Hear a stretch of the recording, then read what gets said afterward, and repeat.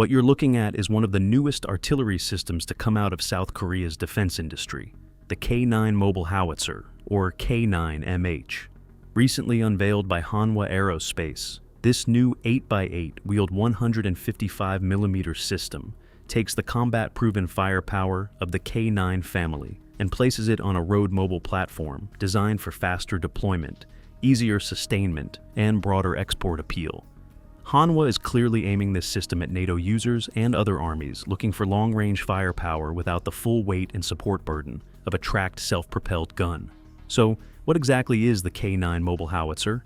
In simple terms, it is a wheeled artillery system built around the K9A2's automated 55mm 52 caliber turret. Instead of the traditional tracked chassis used by the K9 Thunder, Hanwha mounts that turret on a heavy 8x8 truck, creating a gun system that can move quickly on road networks, deploy in a short time, fire, and then relocate before enemy counter-battery fire arrives. Hanwha showed the system publicly in 2025 at AUSA, and company material presented there described the wheeled variant as already in production, with US testing planned afterward. Its purpose on today's battlefield is directly tied to the lessons of modern high-intensity war. Artillery is still decisive, but survivability now depends on speed, dispersion, and constant movement. A gun that stays in one place too long risks being detected by drones, counter-battery radars, or long-range precision fires. That is where the K9MH fits in. It is designed for rapid redeployment, reduced logistical burden, and compatibility with NATO standard ammunition, giving forces a way to combine mobility and reach in environments where static artillery positions are increasingly vulnerable. Technically, the heart of the K9MH is its main armament, a 155mm 52 caliber gun derived from the K9 family. That matters because the K9 is already a mature artillery architecture with a broad user base and existing logistics ecosystem. In the wheeled K9MH configuration shown by Hanwha, the system retains a fully automatic loading arrangement, carries 30 rounds and 192 charges, and is operated by a reduced crew of only 2 to 3 personnel. Hanwha's 2025 presentation also stated that setup time is under 30 seconds, that the system can deliver up to 9 rounds per minute, and that it can fire a 3-round burst in 15 seconds. Range is one of the key selling points. Reporting on the unveiled system says the gun can engage targets beyond 40 kilometers with conventional ammunition, and up to roughly 70 kilometers with extended range or rocket-assisted projectiles. That places it firmly in the category of long-range tube artillery designed not just for battlefield support, but for deep fires against command posts, logistics nodes, artillery batteries, and time-sensitive targets. Mobility is the other half of the equation. Hanwha says the wheeled K9 Mobile Howitzer has an operational range of up to 700 kilometers and a maximum speed of 100 kilometers per hour. Those are major advantages for armies operating over large road networks, where a wheeled system can often self-deploy faster and with less support than a tracked vehicle.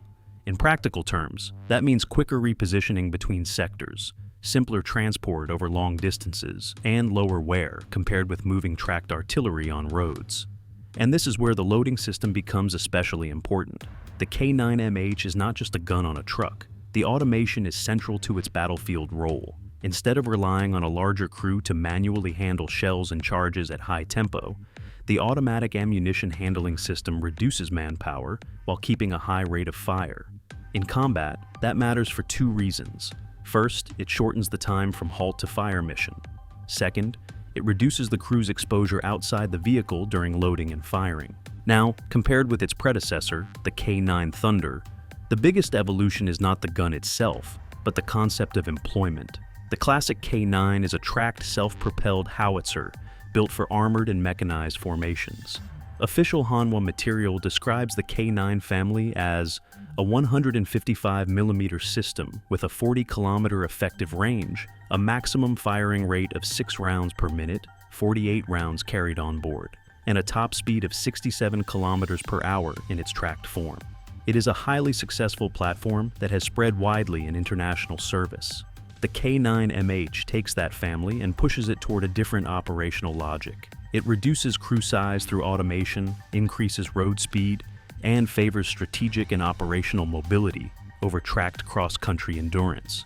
In other words, the K9 Thunder is built to move with armored forces, while the K9MH is built to move fast across a wider theater, deploy quickly, shoot, displace, and do it again.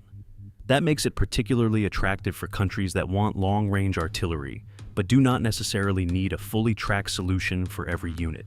There is also a broader industrial and strategic layer here. Hanwha is not presenting the K9MH as an isolated prototype. It is tying the vehicle to the wider K9 ecosystem, including shared software, common ammunition logic, and the possibility of pairing it with a wheeled ammunition resupply vehicle derived from the K10 concept. That tells you this is not just an export demonstrator. It is part of a larger attempt to turn the K9 family into a modular artillery architecture for multiple markets. As for rivals, the K9MH enters a crowded field. Hanwha itself is being measured against systems such as Germany's RCH-155, France's Howitzer Mk2, Israel's Atmos 2000, and Rheinmetall's HX3 artillery concept. What makes the K9MH stand out is that it combines an already established K9-derived gun system with a high degree of automation and a wheeled chassis aimed at quick deployment and lower support demands. Unlike the RCH-155, which is marketed around firing on the move, Hanwha's approach relies on stabilizing before firing. But its advantage is the maturity of the K9 family and the industrial base already built around it. That industrial base is not a minor detail.